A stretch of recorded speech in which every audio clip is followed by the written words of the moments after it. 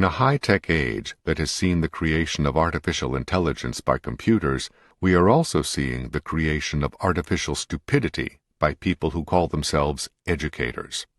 Educational institutions created to pass on to the next generation the knowledge, experience, and culture of the generations that went before them have instead been turned into indoctrination centers to promote whatever notions, fashions, or ideologies happen to be in vogue among today's intelligentsia.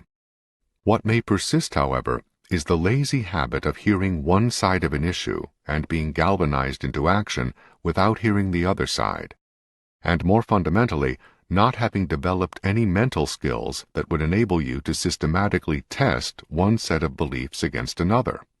It was once the proud declaration of many educators that we are here to teach you how to think, not what to think.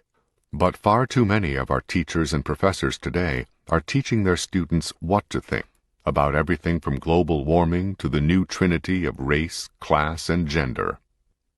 Even if all the conclusions with which they indoctrinate their students were 100% correct, that would still not be equipping students with the mental skills to weigh opposing views for themselves in order to be prepared for new and unforeseeable issues that will arise over their lifetimes after they leave the schools and colleges. Many of today's educators not only supply students with conclusions, they promote the idea that students should spring into action because of these pre-packaged conclusions.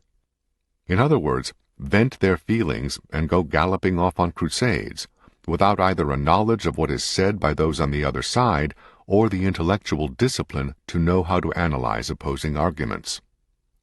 When we see children in elementary schools out carrying signs and demonstrations, we are seeing the kind of mindless groupthink that causes adults to sign petitions they don't understand, or, worse yet, follow leaders they don't understand.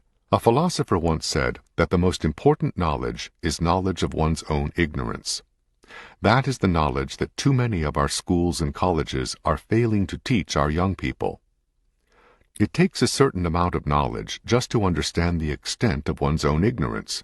Will Rogers once said that it was not ignorance that was so bad, but all the things we know that ain't so. But our classroom indoctrinators are getting students to think that they know after hearing only one side of an issue.